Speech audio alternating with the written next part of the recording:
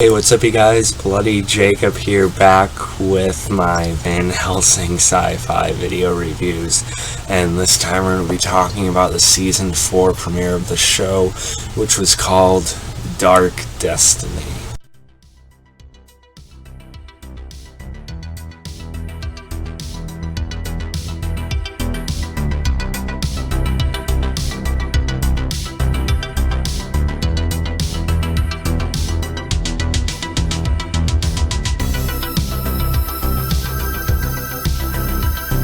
Stupid person.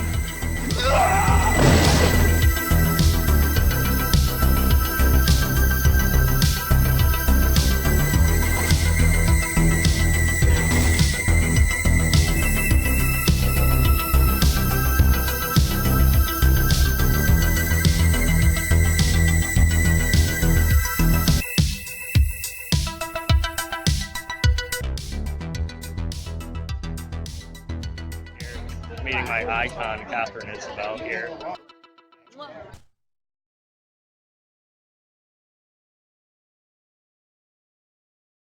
And kicking things off in traditional fashion for myself, I do want to apologize because I did have to work tonight, so I missed the initial airing, and that kind of killed me. In fact, really started to bother me. But I did jump onto the Syfy app as soon as I could. Was waiting for it on demand since I won't have to worry about buffering with the the Comcast feature, but it wasn't on there yet. But it came up on the app, so I watched it at about 2 in the morning. As soon as I could, it was just like the perfect mood. A show like this definitely needs to be watched at night. And by the way, I am a bit sick right now. I'm just sort of kind of coming down with it the past couple days, working outside in Michigan weather. This time of year apparently does that to you. So I want to apologize for that if I am not as precise as you'd like me to be, as I'd like myself to be. So just putting that out there ahead of time. But I am nonetheless very excited to get back into talking about this show. It has been a absolute staple and gem of my channel over the past 3 seasons it's had now, starting its 4th. It's been an absolute pleasure and honor to be a part of the pleasingly growing support that the show has garnered. The Helsingers and just different people on Twitter making all these graphics and banners and everything like that. It's been amazing to see it grow a bigger following over the summer. I think especially since it's landed on Netflix and everything. It's really been nice to be a part of, and I'm not stopping anytime soon. I've reviewed every episode since season 1, episode 1. And I will be reviewing until its last. And this premiere, I have a lot to say about. But again, just with a general sort of introduction here, Van Helsing is a very important show to me. In fact, I'm finally taking my girlfriend, now fiance, through it right now. Have her nearly halfway through season 2, so she's got a ways to go. But we're hoping to catch her up before the first few episodes of this season aren't available on either on the app or on demand anymore. So if we can get her caught up before she has to wait a year for Netflix or something. And she's really liking it too, and I just keep teasing her just how much is actually behind all this. Just how deep the show actually runs with its themes and its plots. There's so much more than the surface of season 1 and the beginning of season 2, although it expands so greatly. But anyway, you guys probably want to hear my thoughts on this actual episode, and I really like the premiere. I mean, there's definitely a lot to unpack, and I thought about waiting until tomorrow before work to talk about it, try and get some rest, but I figure I should do it now while as much energy as I can muster right now is still pumping through my veins. And yeah, it was a really good premiere. I mean, absolutely nothing to complain about. A definite sort of controversial end to Vanessa's ancestor. And I had thought that, she'd be around for at least a couple episodes or a few episodes, I'm not sure. It was a bit of a, surprise that she was killed off at the end. I mean, she fights Sam, then she is, basically killed by, essentially a feral, at the end of the episode, with a slash to her stomach and everything. And again, that kind of just goes by the nature of their world, and just like history in general, the greatest people can, kind of be taken, if the, just a second just like that, up front, like, aren't really worthy of, the type of lives they had lived. So her dying like that feels a bit abrupt, but you can kind of try and pinpoint it to, again, the nature of the world, that anything can happen to anyone at any second, and they have to still keep the danger of just, vampires in general in place. So, it is what it is on that end. But the bigger discussion, I mean, it sounds weird to say the bigger discussion than than her death, was what she had to say to, Vanessa as she literally lay dying. It was nice throughout the episode periodically seeing her and Vanessa, connect, and after losing Scarlet, to see Vanessa be able to sort of have that familial, bond with someone, growing again. It was, it was quite nice to see. Them talking about, that awesome, sort of, not so much flashback episode, well, basically, but Vanessa being able to, be literally in her shoes, in season 3, one of the best episodes out of the season, things like that. It really, was bringing it home. And, as she and Vanessa talk more and more, talking about how Vanessa is, different, she has this, blood of the Dark One and everything like that. And then she sees what Vanessa's abilities can actually compose of, and she's fatally injured, and she rejects, rejects the offer of, being turned by a feral vamp, and Vanessa, turning her back when she's healed and such.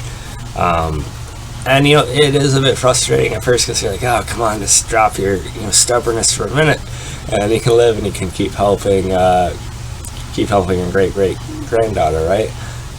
But, you gotta understand there are people like this in the real world, too, that are just, so attached to their old ways of, doing things. You could put it, in simple terms like that.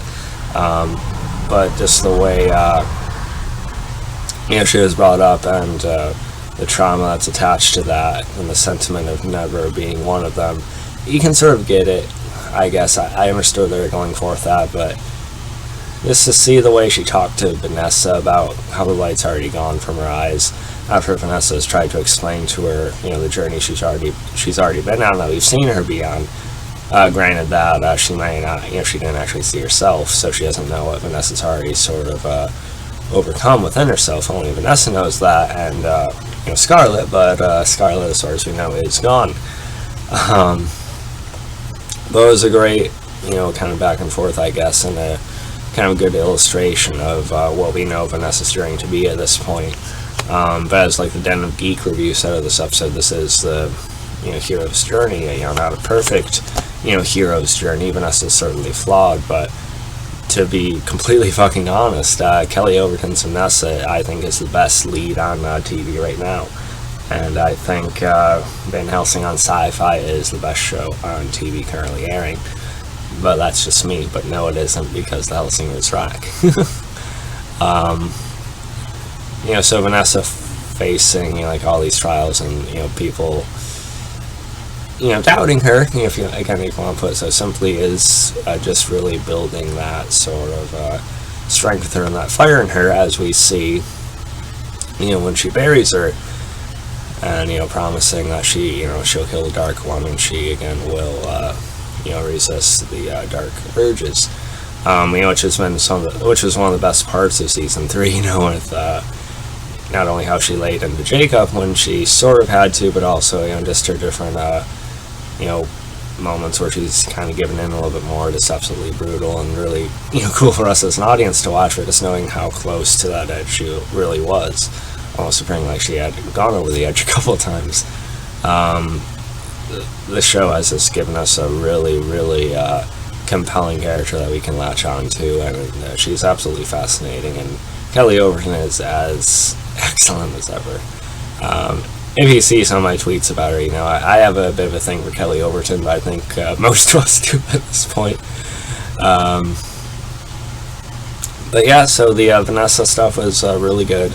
Again, a bit abrupt with her ancestor dying, as soon as she did. It kind of felt, I don't know, I don't want to say tacked on. I mean, it makes sense for, the path they're sending Vanessa down the season. So I guess really not a big issue in the long run. Elder Sam, the makeup looks absolutely, bloody on point, I gotta say. His bond with the Oracle, how they literally sort of, embraced at the end, feeding off of each other, making that pact with each other, as she said. Both there and Nessus Paso, of course, going to the Dark One, Tricia Helfer, who I can't wait to see as, Dracula this season. What a legitimate stamp, for a sci-fi TV show casting right there, by the way.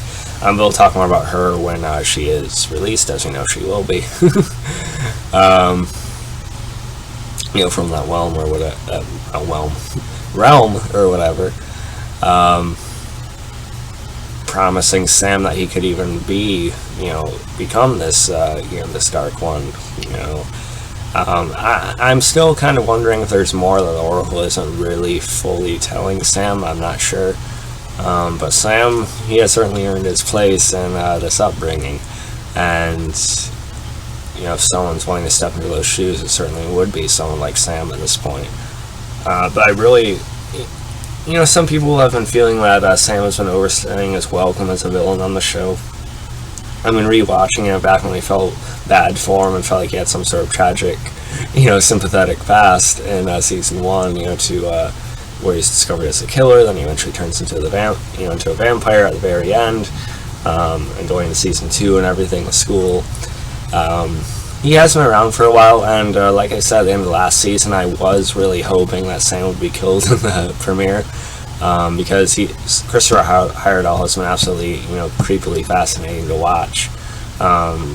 Like him, like Roland, and like everyone on the show, Jennifer, just the effort they put into the mannerisms and just embodying these, malevolent creatures. It's great to watch, but he has, his character sort of has had his time, I think. I don't expect him to live this season, make it out of this one too. But this Elder Sam, it does freshen him up a bit more than I expected, even coming off of the season 3 finale. Somehow he feels, he obviously feels even more dangerous than before. Like in the opening fight we have with him and Vanessa, when he does like the almost mountain, Game of Thrones eye gouge. I don't know why, but for some reason it was going, just long enough to where I thought, wait, was parts of the trailer fake or something, or are they not showing these scenes? Are they actually killing off Vanessa in the premiere? I would have been fucking pissed. But nonetheless, it still had me in that, realm of, suspense and belief that, this new version of Sam is this deadly. And you have that sort of, tightness within yourself when you're watching one of his scenes where he's fighting, our, of course, lead hero, and I'm sure in whatever encounters are to come later this season. So really, really handled well this new Elder Sam, I think.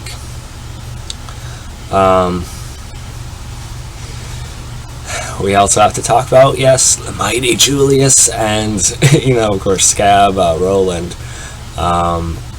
Roland, I love you, but how much I love Julius as well. Alex Ponovic. I was definitely rooting for Julius here, and it was quite the cliffhanger, leaving them off on a standoff as well. We could see a lot of back and forth with them in this episode. Bringing it full circle with, Scab just so hung on, wanting Julius to call him master. Scab has certainly become, stronger, spending his time with Ivory and everything. But Julius, he... I like that they let Alex, get to sort of, play around with him a bit, play on his, ego and what he's wanting as he's trying to lure him into the, basically a firing squad, right? Which works for a little bit, with Doc's ammunition and everything. But they eventually sort of kind of push through and, overcome that. Julius does manage to get a few good shots, and, Alex, doing his, boxing techniques, the hits look pretty damn good. I seen Roland, you made a comment on that earlier on Facebook. So I imagine that was a lot of fun. But you sort of get both characters, getting their licks in on each other, and then Scab somehow at the end, left frustratingly sort of topped by Julius again, and I'm guessing, I'm wondering if it's gonna lead to both of them killing each other simultaneously or something. I don't know. I've just grown to love Julius so much. He's second to only Vanessa for me. So I want a greater future for Julius, but I understand the full circle idea if it does end for both of them with each other. But I'm sure they'll have another confrontation later this season. But seeing Callie held and everything, and I almost want a solo Callie and Julius episode. It seems like they'd have a really great bond to explore there. But Callie, she's made it this far somehow, and she's still out there somewhere apparently. Saying her, so worried about Julius and everything that was getting me. And again, they were putting Julius in such peril for long enough, just like with Vanessa, that I thought, wait, are they actually killing off Julius here too? I did think they could have actually killed him there, and I was ready to be, just sort of, oh, God. But no, they managed to have Julius pull another rabbit out of his hat with a grenade. I almost said Spike. I've been watching a lot of Buffy. But yeah, with Scab, his intestines literally come out, right? And then, he's able to have Ivory feed him, of course, after she recovers. So again, they're still on their collision course. So again, it's going to be really exciting to see. And one of the best, probably one of the other best moments in this episode I feel like not everyone is talking about now, is when the Oracle... or excuse me, when everyone is, all the vampires, our vampire leads here, are drawn to this Dark One gathering where it began and everything to, perhaps see this, release, right? So even Ivory has, I don't know if I want to say practical approach, with her vampire group as she's taken compared to, Sam and some of the others diving into the more mystical, lore of it all. Supernatural lore of it all. She's even automatically pulled into, that, in-her-face reminder that, they all serve this, greater, darker purpose. So I'm happy they, with how they tied that together. But yeah, so Julius is taken by Neil McDonough, who was really good to see as well. He's been in more television than I think people realize. He was even a pretty good villain on Justified for a little bit. Of course, he's appeared in a lot of movies. I've actually been seeing him for a lot of years. It was good to see him towards the end of season 3. And seeing him shoot Julius in the chest bothered me, but we see that with Julius, maybe Doc, maybe some of the others, that perhaps there's still some vampire left in him, or maybe it's something with Vanessa, so we're putting to them now. But they're healing even faster now. Julius seems to be getting even stronger and more capable again, because he takes out those guards. That was a really sweet sequence. I'm glad they gave that to Alex with all the shit he's taken as Julius over the season. But when they're going to use him as an experiment, by the way, it was good with Rukia Bernard, or Doc, that she had the opportunity to actually keep the door open, open it and keep it open for Julius and Callie. Since I've seen the whole, Axel and Doc thing recently with rewatching it again with my, significant other. It was kind of good to see that parallel and see that she had actually opened it for him that time to save her lives. But Den Geek's review pointed out, her motives and sort of actions are still a little bit unpredictable and scattered. So I still wouldn't count on Doc completely, but she is still, of course, really well portrayed by Rukia Bernard. Kind of a good element to have. But yeah, Julius ends up being chosen to spar with his daughter, with Neil Pagano's daughter, who we see in the trailer a little bit as well, because of his ability and his healing and everything, and probably they put on the spot to probably look after her as well, and things along those lines.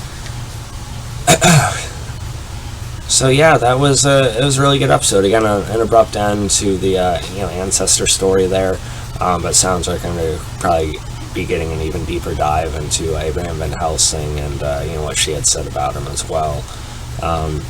I just loved, again, rewatching it, just how they really started as like, it's just Van Helsing is just like a Walking Dead show, but with vampires, and that's entertaining in its own right, but it quickly revealed itself as more, and just how you guys have steadily introduced, just more and more to your world and to your history and to what these characters represent and what they actually are and grow into.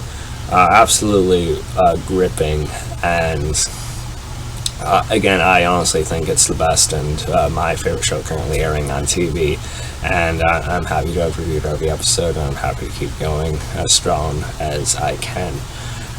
But yeah, so overall, I'm giving this episode probably about 9.1, 9.3 out of 10. I did like it a lot.